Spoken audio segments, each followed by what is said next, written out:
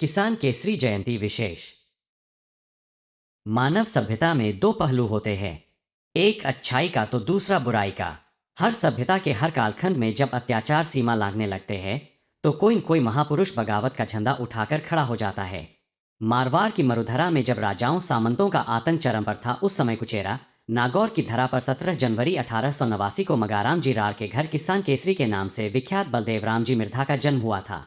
मगाराम जी का परिवार जोधपुर राज्य में पोस्ट व टेलीग्राफ का कार्य देखता था। वह इनको उत्कृष्ट सेवाओं के लिए जोधपुर राज्य की तरफ से मिर्धा की उपाधि दी गई थी। बलदेव राम जी मिर्धा ने जोधपुर से मैट्रिक पास की। वह 1914 में पुलिस में सब इंस्पेक्टर के पद पर भर्ती हो गए। इंस्पेक्टर, पुलिस अधीक्षक आदि पदों पर रहते हुए ग्रामीण क्षेत्रों के दौरों पर रहकर किसानों की बदहाली देखी थी। लुटेरों से मुक्ति के लिए कई अभियान चलाए। जोधपुर राज्य को डाकुओं लुटेरों से मुक्त करने के कारण 1943 में उन्हें पुलिस उप महानिरीक्षक के पद पर पदोन्नति दी गई थी। वह 1947 में देश की आज़ादी के समय ऐसा मोड़ आया कि सामंत जमीन का मालिकाना हक छोड़ने को राजी नहीं थे और लोकतंत्र कहता कि जो जहां खेती कर रहा है वो जमीन उसकी है।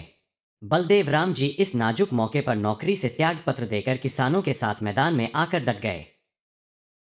पुलिस सेवा में रहते हुए जब वो गांवों के दौरों पर जाते थे तो उन्होंने किसानों की हालत नज़दीक से जानी। कहने को किसान थे, बाकी हालात दो पैरों वाले जानवर सी थी।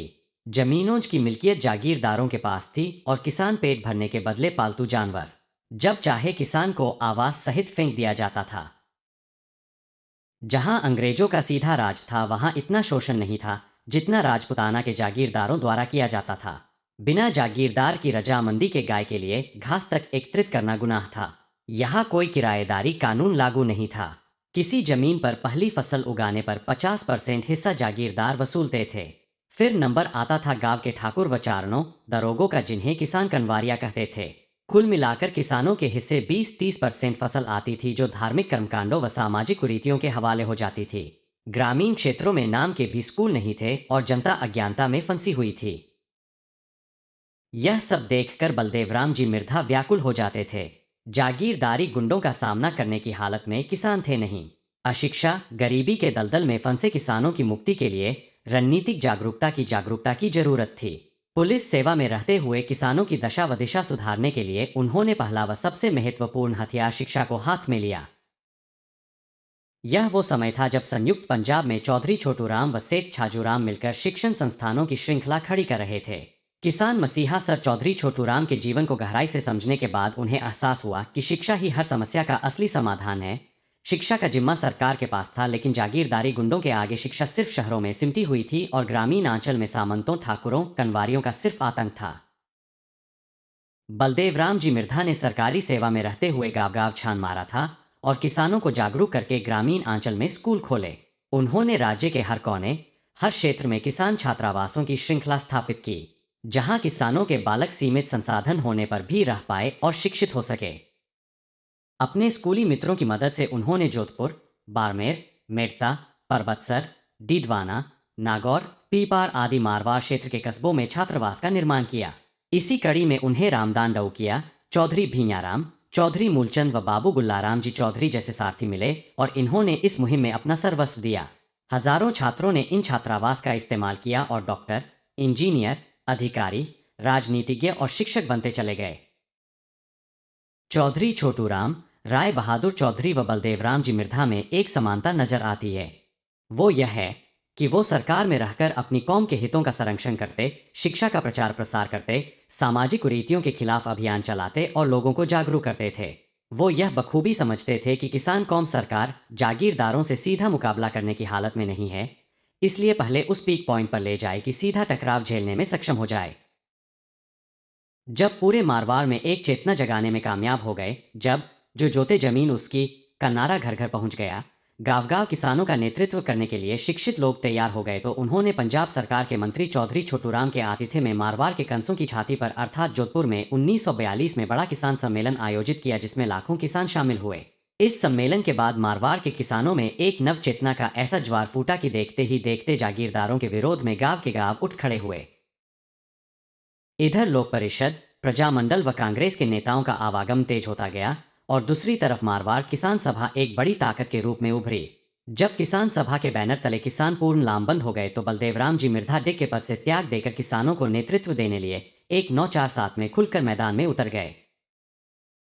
जब सरकारी नौकरियों में किसानों के बालकों की संख्या बढ़ी तो वो किसानों के हकों की आवाज बनने लगे। एक साथ मांगे उठी कि जागीर भूमि पर फसल के बंटवारे के बजाय पट्टे का नगद भुगतान हो, अनुचित टैक्स बंद हो और जागीरदारों की तानाशाही न्यायिक शक्तियों को खत्म की जाए। राज्य सरकार अब इन जायज मांगों का विरोध नहीं कर सकती थी क्योंकि उसकी कार्यपालिका में किसानों के बालक ज्यादा थे। जागीरदारों की न्यायिक और पुलिस शक्तियां वापस ले ली गईं। जमीन के पट्टे का फसल में हिस्से की जगह नकद रुपए से भुगतान शुरू किया गया और सभी टैक्सों को जमीन के लगान के साथ ही एकीकृत किया गया। हालांकि सामंती जागीरदारों ने इसका कड़ा विरोध किया था। लगभग हर बड़े जागीर क्षेत्र में दंगे हुए थे। दबड़ा, खिवंसर, रतकुडिया आदि कई गांवों में काफी किसानों को अपना सर्वोच्च बलिदान करना पड़ा। वहां बहुत बड़ा रक्तपात हुआ और ये गांव किसानों के लिए पवित्र स्थान बन गए। 15 अगस्त 1947 को भारत स्वतंत्र हो गया। जोधपुर राज्य में नई सरकार बनी। बलदेव राम जी मिर्धा के कद व लोकप्रियता से जयनारायण व्यास सहित जागीरदार व दरबारी लोग डरे हुए थे कि कहीं यह किसान नेता राज्य की सत्ता निगल जाए। इसलिए नई सरकार में बलदेव राम जी के बजाय उनके बड़े भाई थानाराम मिर्धा के पुत्र नाथूराम जी मिर्धा को कृषि व राजस्व मंत्री बनाया गया।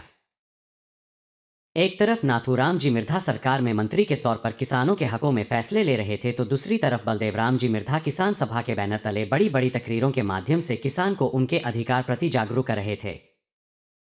मरवाड़ टेनेंसी एक्ट 1949 फीट पारित किया गया और इस कानून ने मारवाड़ के किसानों को मध्य प्रांत व संयुक्त पंजाब के प्रगतिशील किसानों के समकक्ष खड़ा कर दिया। 6 अप्रैल 1949 की आधी रात को बिना कोई पाई चुकाए ही सभी किसान उस जमीन के मालिक बन गए जिसको वह जोतते थे। यह किसान केसरी बलदेव राम जी मिर्धा द्वारा निर्धारित लक्ष्यों में से एक बड़ी उपलब्धि थी। उस दिन समूचे राजस्थान की फिजाएं चौधरी बलदेव राम मिर्धा जिंदाबाद के नारों से गूंज उठी थी। 1952 के पहले आम चुनाव से पहले कांग्रेस किसान सभा के नेताओं के पीछे पीछे घूम रही थी। किसान सभा के नेताओं ने हालात को भांपकर सशर्त कांग्रेस में शामिल हो गए। उस समय जागीरदारों के आतंक को खत्म करने के लिए केंद्रीय सत्ता के साथ तालमेल बिठाना जरूरी था। किसान सभा के नेताओं का एकमात्र ध्येय किसानों का हित था।